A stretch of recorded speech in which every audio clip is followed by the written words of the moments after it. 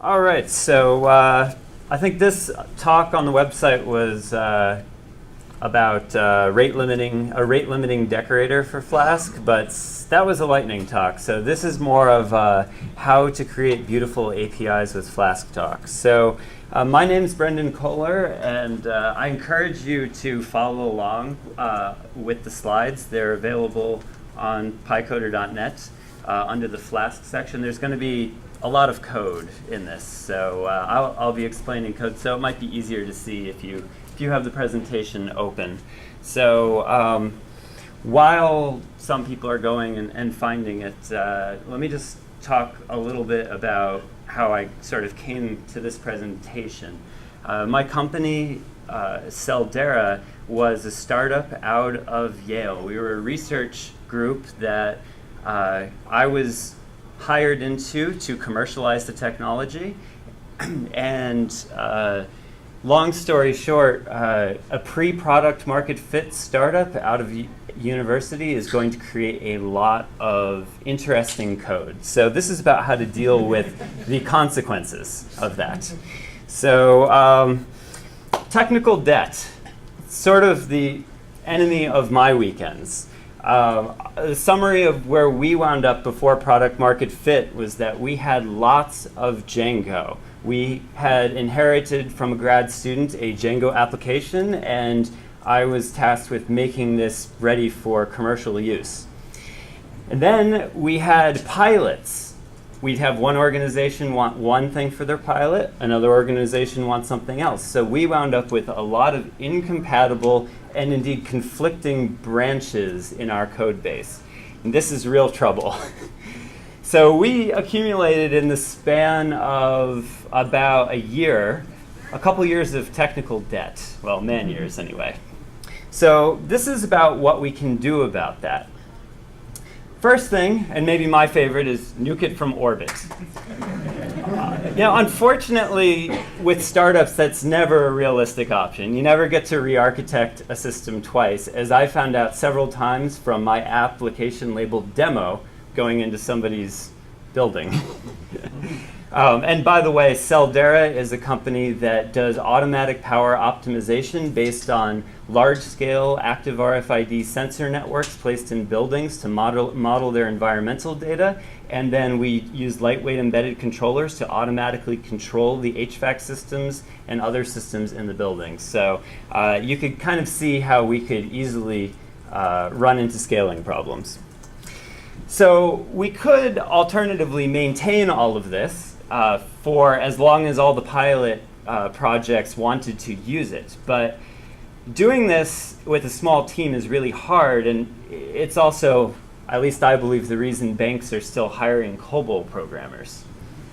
So the third option, and really the only option for us, was to build new services and change how we did everything for our final commercial product, and then gradually phase out our old code as people stopped using it, and as we created replacements that could offer our pilot customers a better option than what they were already using. So you went from Django to Flask? I'm coming to that. So the first thing to note when you're scaling in a startup and you're scaling fast is that your architecture, no matter what you do, is going to stop looking like normal, well-formed architecture. So it's not premature optimization to plan for change. How you change, well, planning for that is premature optimization. So we just planned for knowing that our product would change and our scale would change rapidly.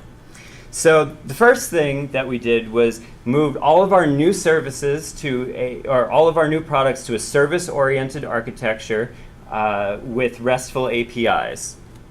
And then the second thing we did was migrate from Django to Flask for all of these web services so that we could get a little less overhead, because we were already at that point having a single embedded device attached to a sensor network that could send 500 requests simultaneously and overload our Django processes because they were somewhat heavyweight in how we were inserting data, with the ORM, of course. So the third thing is that we ditched the ORM and we moved to a NoSQL solution. Now, at the time we chose Mongo, which was relatively, well, actually it's quite new at that point, and we made a leap of faith. Nowadays, it probably could have been HStore. The fourth thing is that we went to plan for all sorts of clients. At first, we started with a web application. Then we realized we had embedded devices that were going to act as clients. Then we realized we had iPhone apps that were going to act as clients. Then we had a Silverlight application that looked good for CEOs when they were looking at our product. So ultimately, you have to kind of take a step back and look at how you ideally access the resources. Not all of your clients may be able to interpret the full range of, say, HTTP verbs. Our Silverlight programmer, for instance, was quite concerned to learn that Silverlight did not, in the web services part of it, have put or delete. So in terms of REST, where you have generally 4 verbs that are commonly used, we wound up making all sorts of extra special requests using posts that would do these functions. So you have to be able to get away from planning for the ideal setup, knowing that clients will have a range of capabilities. So building these APIs well is hard, and we made a lot of mistakes at first. So to illustrate this, I'm going to take an example endpoint where we create a user. So this is relatively simple, right? You just want to let a user give you your email and password and sign up. So let's enumerate the steps. First, you have to receive the JSON object containing the email and the password from the client in a post request. Second, you have to validate the email and password attributes of that client. And by validate in this case, I mean, have you run the email through Ned's nice email validation regex, or have you checked the password strength? And then the third thing is you go hash the password with bcrypt, because you shouldn't be using MD5 anymore. The fourth thing is to stick this new user object in the data store. And the fifth thing is to send a welcome email to the user. Then there's a couple other extra things. Everything up to this point has been relatively normal, but for our purpose, we had to send a new user notification because we needed to actually validate that each user wasn't doing anything unusual. And then we need to create a new session for the user so that they're logged in. And then finally, we return a response to the client that made the request, letting them know that the new user was created successfully.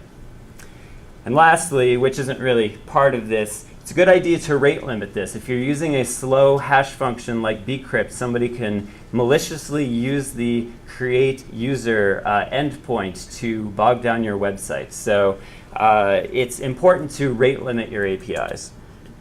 So this is actually a little complicated after all, and I'll show you what this endpoint would have looked like in an API when I first started with Flask. Just about like that. So this is the Flask anti-pattern, especially the one I see with a lot of beginners in Flask. You put everything in the endpoint. All the validation, all the stuff to do with your models, everything to do with sending emails, everything. And the problem, of course, with this is that it's hard to read. It's impossible to really test. And it's really easy to have it do something wrong and not realize. So here's a list of Flask API don'ts that we discovered along the way. Number 1, do not use your version control to version your APIs. And we learned this before Flask, but if you do that, you will wind up with a bunch of branches as people come to depend on things where you're breaking backwards compatibility. So explicitly version your APIs in your code base and maintain them side by side. Number 2, don't write endpoints you can't test. And while that's not a hard and fast rule, if you keep it in mind, you will prevent yourself from being lazy and putting everything in your endpoint. Number 3, don't use lots of extensions. Extensions, as you scale, you generally will outgrow the extensions that are out there. The one exception to this is if you are making your own extensions. And some extensions are great and you won't outgrow them, but others, you definitely will run up against problems with them as you scale. So to follow with that, here's a list of things to do. So do implement your versions as blueprints. Flask blueprints are Flask modules where you can stick all of your code and give it its own unique part of the URL as a prefix, and it keeps everything nice and compartmentalized between your API versions. Second, use signals and mocks for testing. Flask provides some nice things to do testing with, so make use of them. And if you can't use mocks and signals, then your endpoint's probably constructed wrong. Third, use decorators as a code reuse pattern. You'll often find in an API that you constantly repeat the same pattern in your code when you're trying to do something. So find those places and abstract them out to a decorator that can take care of this task for you.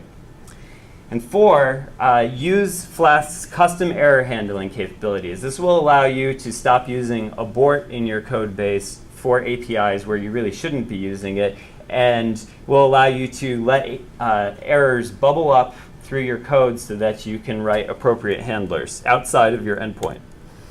So to follow with this, here's a sample structure. Flask's flexibility is one of its greatest strengths, but beginners often don't know how to structure an application.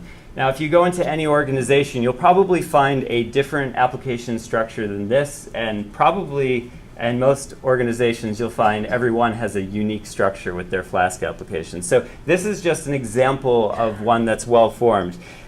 You have a module that keeps the API, so version 1. You have a place for your decorators, a place for your custom error handlers, a place for your endpoints, and you've pulled out all the code to do with models and validation into its own submodule.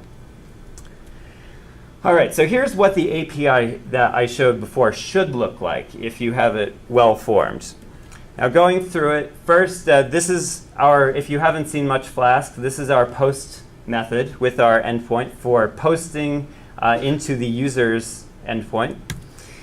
And this is a decorator for rate limiting, saying that we're allowing 10 requests every 60 seconds and limiting it by IP address. And here's another decorator that says the result of this endpoint is an email. Now within the decorator, the logic, or within the endpoint, the logic is that first you get the data from the JSON object, you parse it. Second, you create a new user. We've have that user model object, and we've abstracted out the validation of the data and the database interaction into that module so that it doesn't get in the way of the endpoint. This makes it very easy to mock your models when you are testing. Next, we set the user ID in the Flask secure session. And next, we just run a function to notify an admin. We've completely abstracted the implementation of this out. So if it has to be a text message, it can be. And lastly, we create an envelope containing the email from the fantastic envelopes library and send it to the new user's email address.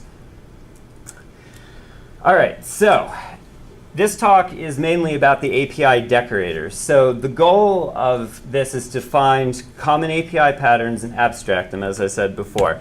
So the first decorator I'm going to go over is for sending emails. You probably should never connect to an SMTP server and send an email and disconnect from it. You always should send these things out of band or asynchronously.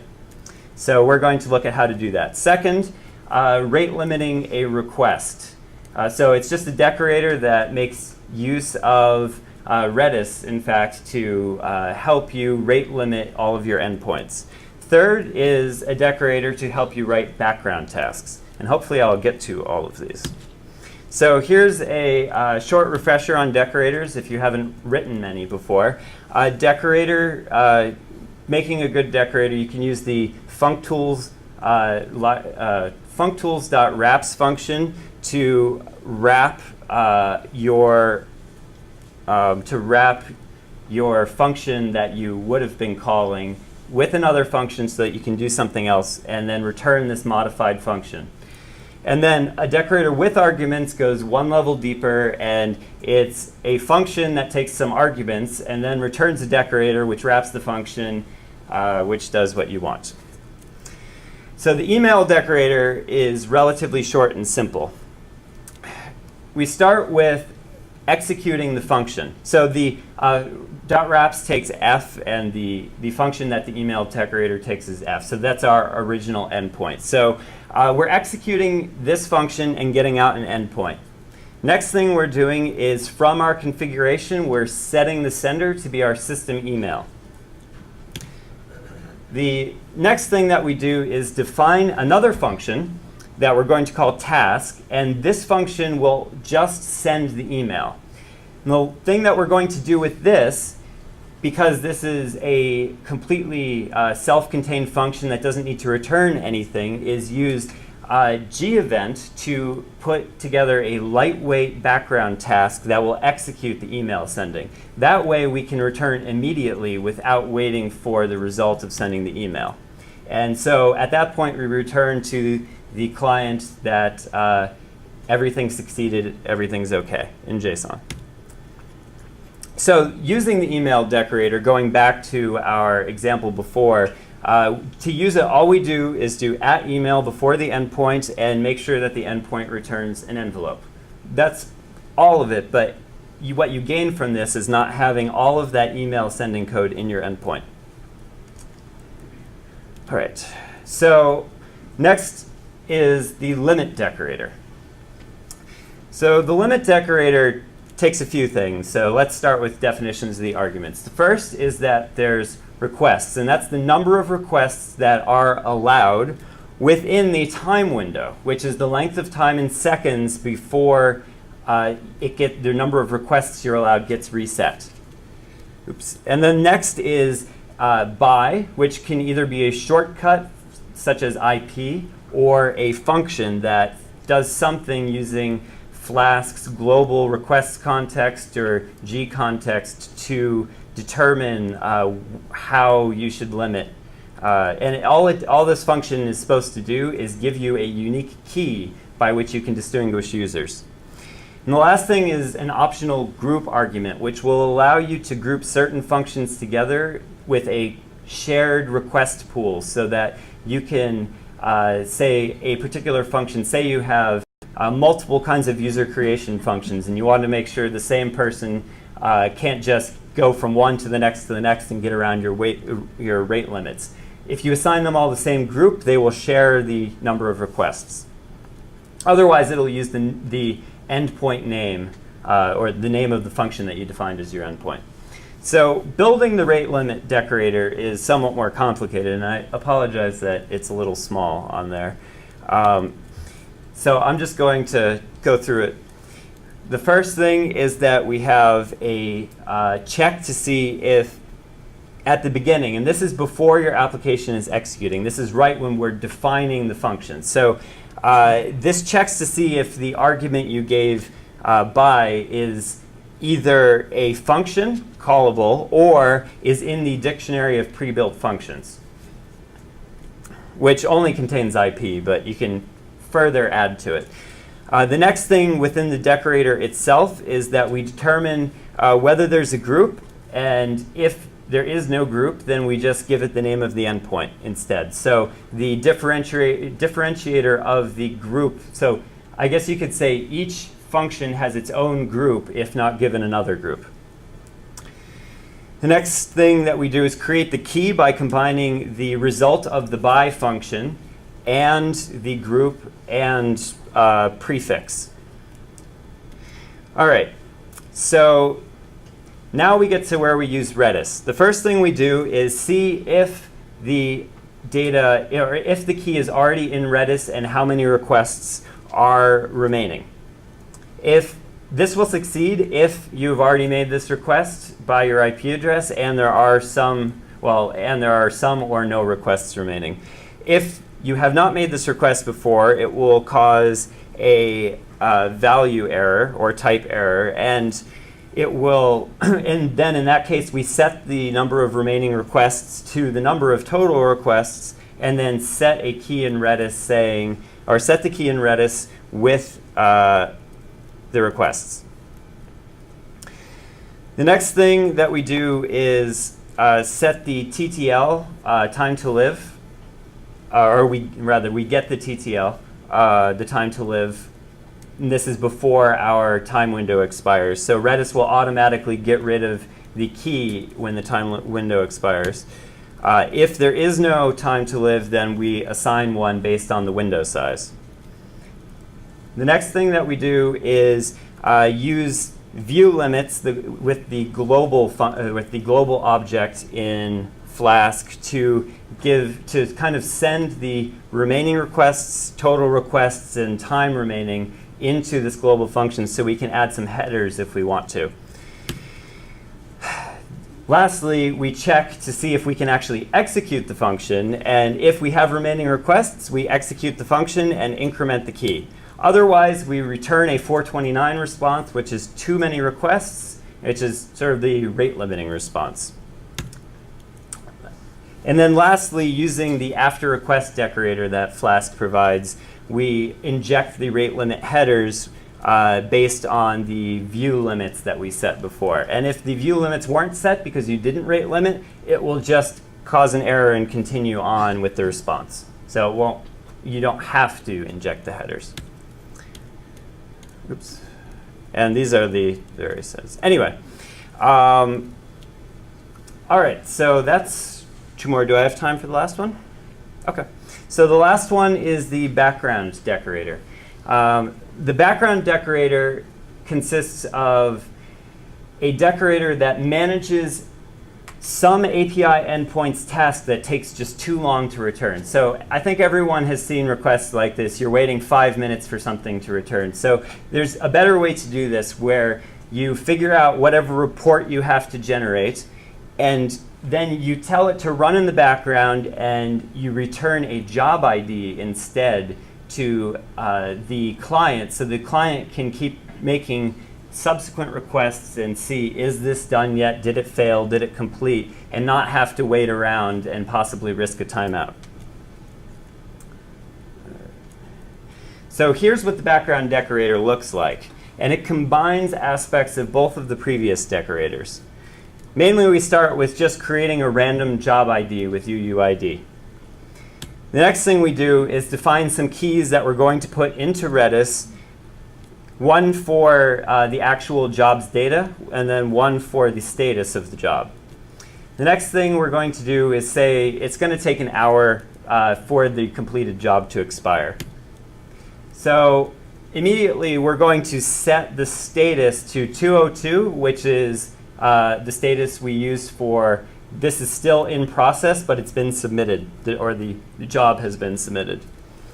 And then we're going to use the decorator Flask provides called copy current request context. Now what this does is allows you to use request and the G objects within threads or background tasks. If you don't do this, you won't be able to make use of them, because in Flask they use thread locals so that the whole Flask application is thread safe.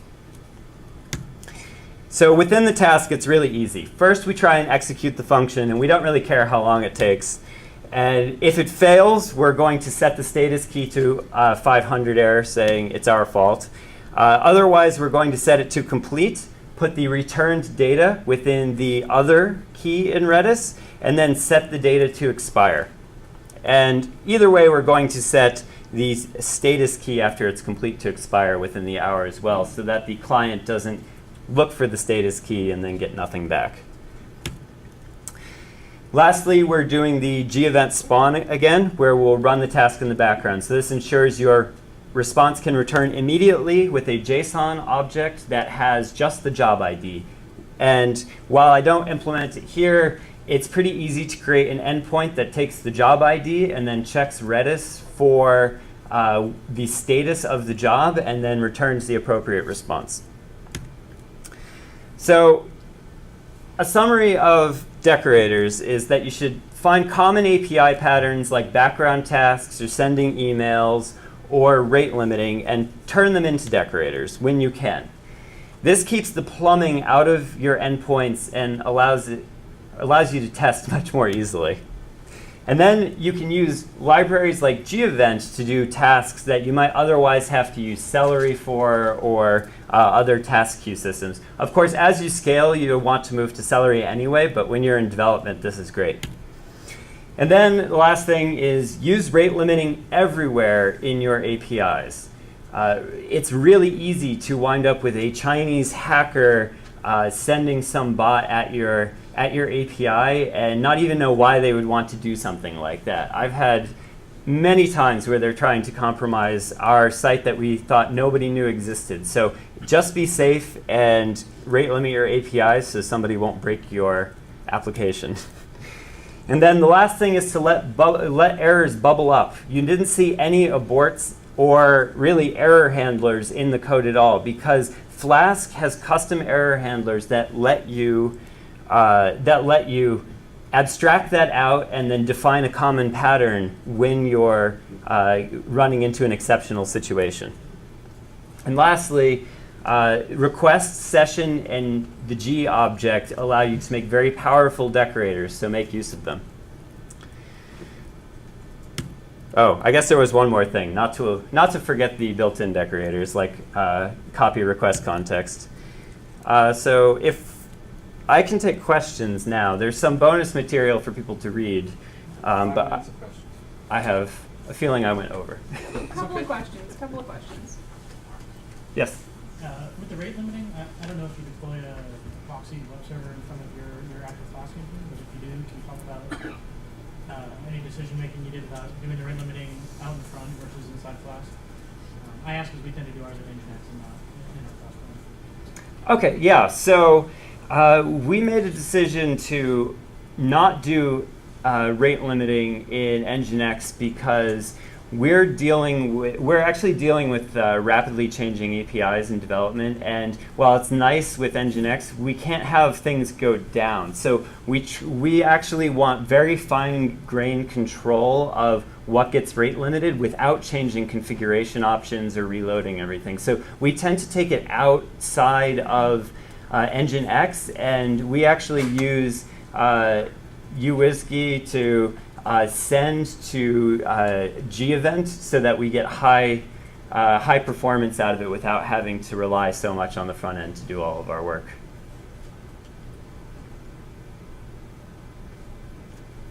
So first of all, that was an awesome presentation. Oh, thanks. That was a ton of information. I'm a little bit overwhelmed. Also, I noticed that so your presentation is highly focused on JSON APIs. Yes. Do you have any recommendations for APIs that also need to speak other data formats, or APIs that should be able to respond at least to a certain extent in HTML as well for testing? Well, Flask actually provides a lot of options in terms of HTML for it. So what we tend to do is we actually will allow you to specify in our APIs, in some of our APIs, a different data type in a header. And then what we do, or sometimes in a get variable, and then what we do is we have a decorator that we put on all of our functions that reads the header, and then we actually will only return a dictionary or or a set of objects or HTML, and then we let it decide based on the header how to serialize it. One more in the back. I was wondering, you guys got off Django. Is that because of the way Django got built, or was it because Django just was way more It was because Django is great for certain types of sites that follow a specific format, but once you get outside of, say, using the ORM or need to use a different templating library, you start to run into limitations in terms of Django is running a lot of code to not do very much. So in that case, it's actually easier to let Django do what it's good, really good at, and build admin interfaces with it, and then build your APIs in another system. All right. We're going to have to cut the questions short, but Brendan will be around afterwards too. Thank you.